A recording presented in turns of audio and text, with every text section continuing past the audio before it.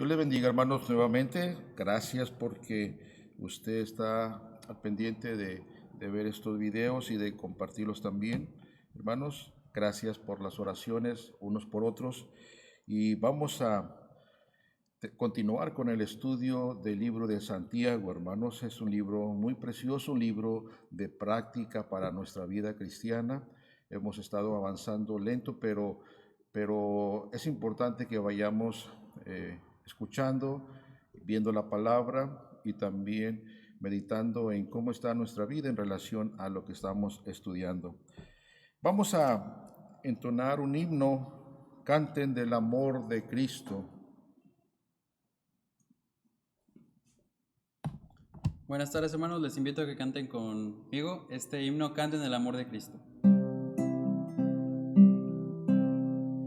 Canten del amor de Cristo, ensalzad al Redentor, tributadle santos todos, grande gloria y loor, cuando estemos en gloria, en presencia de nuestro Redentor, a una voz la historia diremos del gran vencedor.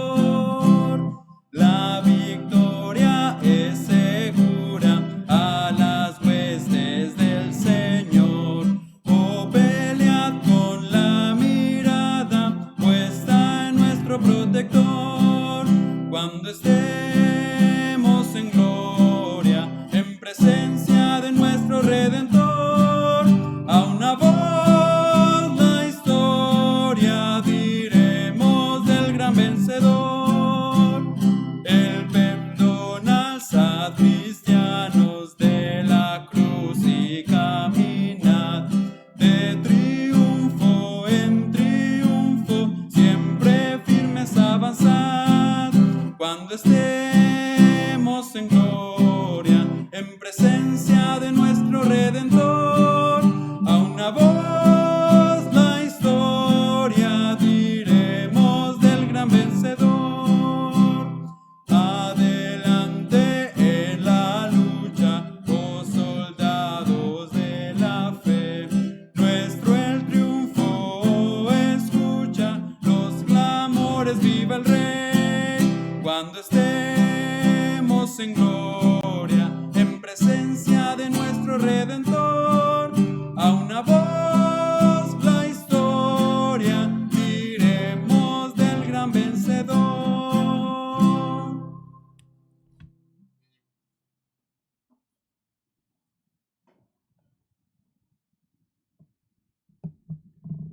Hermoso himno, hermanos. Cantemos ahí en nuestra casa a nuestro Dios, cantemos ahí cuando estemos comiendo, cantemos cuando estemos en el baño, también cantemos a nuestro Dios, porque Él es nuestro Salvador, Él es nuestro sustentador, y gracias por este hermoso himno. Vamos a abrir nuestra Biblia, por favor, en el libro de Santiago, en el capítulo 1, Santiago capítulo 1, versículo 4 y 5, y queremos avanzar en este estudio, hermanos. Santiago capítulo 1, versículo 4 y 5. La palabra de Dios dice: mas tenga la paciencia su obra completa, para que seáis perfectos y cabales, sin que os falte cosa alguna.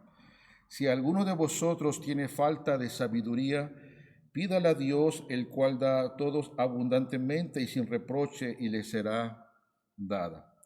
Oremos, Señor, te pedimos que tu palabra sea de bendición para todas aquellas personas que nos están viendo y oyendo, y te pedimos que tú obres en aquellos corazones que están pasando por la prueba, por la lucha, donde su fe es puesta a prueba. Aquellos hijos tuyos que están en medio de la tribulación. Te pedimos que seas con todos nosotros, Señor, en nombre de Cristo Jesús. Amén. Hemos estado viendo este libro de Santiago, hermanos, y ahora avanzando un poquito en el versículo 4, estamos viendo ahora el punto donde habla sobre el propósito de la paciencia. Santiago, hermano, nos está diciendo cómo pasar por las pruebas, y vimos en el versículo 2 con una actitud correcta, con una actitud positiva, llenos del sumo gozo, dice Santiago. Pero luego vimos también en el punto número 2 que debemos tener, para tener ese sumo gozo, debemos de conocer la visión de Dios, qué es lo que está haciendo Dios con nosotros, y eso nos va a ayudar. Al conocer su visión nos va a ayudar para tener ese sumo gozo. Y en tercer lugar, en el versículo 4, Santiago nos dice que el propósito de la paciencia. Ya estamos viendo que las pruebas producen una fe auténtica. Las pruebas producen una verdadera fe en nuestro Dios. Y eso nos lleva a una fuerza interior para soportar y crecer espiritualmente. ¿Cuál es el sentir de la mayoría de las personas cuando están en la prueba? ¿Verdad que queremos salir lo más pronto posible? Queremos que termine pronto la prueba. Pero Dios nos deja pasar porque Él tiene propósito. ¿Qué quiere hacer Dios con eso? ¿Qué quiere hacer Dios con ese momento de prueba, de dificultad, de tormenta, vamos a llamarle, en nuestra vida? Que cada uno de nosotros, usted y yo como hijos de Dios, podamos ser perfectos. Por eso la palabra dice, mas tenga la paciencia su obra completa, para que seáis perfectos. Este verbo tenga está en una forma imperativa donde significa producir un efecto, causar, hacer que suceda, causar de que sea percibido lo que está pasando, en este caso, esa fortaleza en su fe. Perfecto viene de esa palabra en griego teleus, que significa ser completo en su tipo y sin defecto o sin mancha.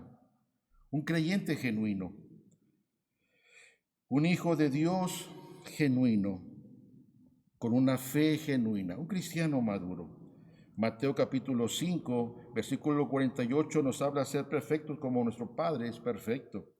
En Mateo capítulo 19, versículo 21, Jesús le dijo al joven rico, si quieres ser perfecto, y le comienza a decir lo que tenía que hacer.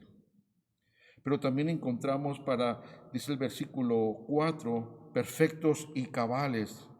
Esta palabra cabales significa, este adjetivo significa tener todas las cualidades necesarias. ¿Cómo está? Mire la palabra de Dios en el libro de Primera de Tesalonicenses, en el capítulo 5, en el versículo 23.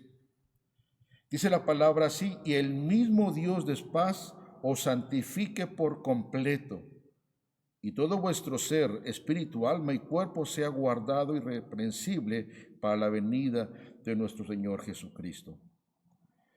Cabales, perfectos, completos, tener esas cualidades necesarias en la vida cristiana. Entonces ya vimos el versículo 4, ahora el versículo 5 nos dice, si alguno de vosotros tiene falta de sabiduría, pídala a Dios, el cual da a todos abundantemente y sin reproche, y le será dada. Cuando el creyente tiene una fe viva, va a pedir a Dios sabiduría.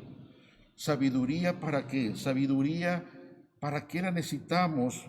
Para saber cómo vamos a responder a esa prueba que estamos viviendo, a esa situación difícil que estamos viviendo. Necesitamos sabiduría para saber cómo la vamos a enfrentar. A veces, en medio de la prueba, no entendemos la visión de Dios y podemos desesperarnos. La pregunta no es, ¿por qué me está pasando esto?, sino, ¿qué quiere Dios lograr en mi vida? ¿Qué quiere Dios hacer conmigo? ¿De qué forma? Este momento que estamos pasando de COVID-19 es un momento donde nosotros debemos reflexionar sobre qué está haciendo Dios en mi vida?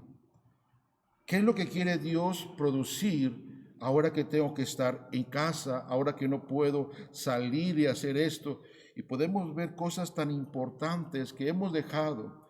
Y una de ellas es la oración, y otra de ellas es el meditar en su palabra, y otra es saber que Dios debe de ser primero en nuestra vida, el número uno en nuestra vida.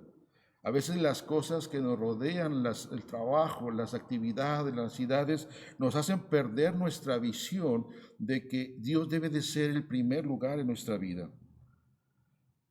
Dice el versículo 5, si alguno de vosotros tiene falta, carencia, es tener necesidad, quedarse corto de sabiduría, la debemos de pedir a Dios, hacer una petición, rogarle, preguntarle o demandar algo de que el Señor sea con nuestra vida, y debemos de pedir esa sabiduría. Pero el versículo 6, versículo 7 y versículo 8 nos dice que debemos de hacerlo de una forma correcta. Vamos a pedir de una forma correcta. Cuando podemos pedir a Dios, debemos de creer en Dios, debemos de creer que Él puede hacerlo, debemos de creer que Él es poderoso para guardarnos, para cuidarnos. Hoy en día tenemos que pedirle con fe, Señor, ayúdame. Señor, estoy pasando por esta prueba. Te pido que me des sabiduría. ¿Cómo lo debo de pasar? Pero también te pido, Señor, que me ayudes para no dudar, para no desfallecer, para mantenerme firme, para ayudar también a los que están a mi alrededor, que puedan ver en mí una fe fuerte en ti, una fe sólida en ti. No dudando, dice el versículo 6, pero pida con fe, no dudando nada, significa falta de voluntad. Dudar significa vacilar, flaquear, caminar con dificultad, deslizarse. Nuestra fe se puede tambalear en medio de las pruebas, sí, hermano. Si usted me pregunta, hermano, ¿su fe alguna vez ha sido tambaleada en medio de una prueba? Sí, hermano. Pero Dios siempre es fiel.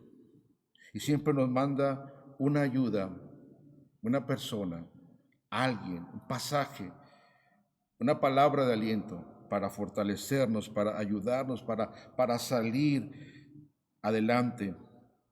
Por eso es que debemos de hacerlo, no dudando. Debemos de aprender a hacerlo en fe, pero esperar en Él. ¿Cuál es la respuesta que Él quiere hacer? Nosotros queremos imponer muchas veces la respuesta, queremos imponer a Dios cómo queremos que Él obre, pero en realidad nosotros tenemos que esperar que Él obre y Él va a obrar de una forma correcta para nuestra vida. ¿Usted cree eso? ¿Usted cree que en medio de la prueba Dios está trabajando en su vida? No se aparte, créalo. Dios está haciendo su obra. Versículo 9 nos habla de el contentamiento en lo que tenemos y hace un contraste entre una persona pobre y una persona rica. Y dice su palabra, el hermano que es de humilde condición, gloríese en su exaltación, pero el que es rico en su humillación, porque él pasará como la flor de la hierba. Cada uno en su necesidad, el rico, el pobre. Dios nos trata de acuerdo a nuestra necesidad y a algunos les da una cosa como aquella persona pobre, dice, gloríese en su exaltación, y aquella persona rica le dice, también usted gloríese, pero en su humillación, porque Dios nos está tratando de acuerdo a la necesidad que tenemos. Gloriarse es un verbo que presenta en un presente imperativo que significa alardear verbalmente. Y el contentamiento depende de saber que la aflicción de Dios está permitiendo y va a producir madurez en nuestra vida. Por eso es que tanto el rico como la persona pobre debe de gloriarse en que está siendo llevado a un crecimiento espiritual. El gozo nuestro, hermanos, no depende de las cosas pasajeras. El gozo nuestro no depende de las cosas que tenemos o que podemos adquirir o comprar. El gozo nuestro depende de nuestra relación con Dios. Nuestra relación con Dios. Ahora pasemos al último punto de lo que Santiago está diciendo, cómo debemos de enfrentar las tribulaciones o las pruebas. En el versículo 12 podemos ver entonces que dice, bienaventurado el varón que soporta la tentación, porque cuando haya resistido la prueba, recibirá la corona de vida que Dios ha prometido a los que le aman. Nuevamente vemos, hermanos, la palabra tentación en el versículo 12 y vemos también la palabra prueba en el versículo 12. Y la palabra tentación ahí, hermanos, es la palabra que significa examen. Bienaventurado el varón que soporta el examen de su fe, el examen de su confianza en Dios. Dice, porque cuando haya resistido la prueba, cuando haya resistido la autenticidad, esta palabra prueba significa en su griego autenticidad. Cuando esa fe está recibiendo la confirmación de que es una fe sólida, recibirá la corona de vida que Dios ha prometido a los que le aman.